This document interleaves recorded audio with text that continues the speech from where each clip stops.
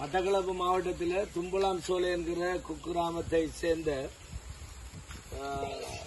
7 விதவை குடும்பங்களுக்கு நாங்கள் 25 குடும்பங்களுக்கு நாங்கள் தொடர்ச்சியாக நாங்கள் 2500 ரூபாய் பணத்தை அவர்களுக்கு கொடுத்து வருகிறோம். இதோட சேர்த்து நாங்கள் 8 தரம் நாங்கள் கொடுத்திருக்கோம். இதோட 9வது தடவை நாங்கள் 22,500 ரூபாய் பணத்தை அவர்களுக்கு நாங்கள் கொடுத்திருக்கிறோம் என்பதை உங்களுக்கு தெரிவித்துக் கொள்கிறோம்.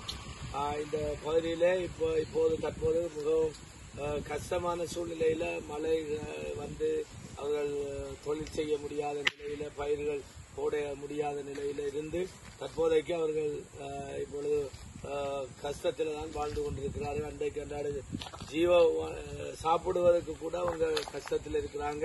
அந்த சூழ்நிலையில நீங்க கொடுக்கிற இந்த பணம் அவர்களுக்கு உதவியா இருக்கும் என்பதை நான் உங்களுக்கு தெரிவித்துக் கொள்கிறோம். இப்பொழுதும் நீங்க சொல்லியபடி ஈஸ்டரை முன்னிட்டு நாங்கள் இந்த பணத்தை அவங்களுக்கு நாங்கள் கொடுக்கிறோம். உயிர்த்தெழுந்த திருநாளை முன்னிட்டு அவங்களுக்கு இந்த பணம் இவர்களுக்கு கொடுக்கப்படுகிறது என்பதை நாங்கள் தெரிவித்துக் கொள்கிறோம்.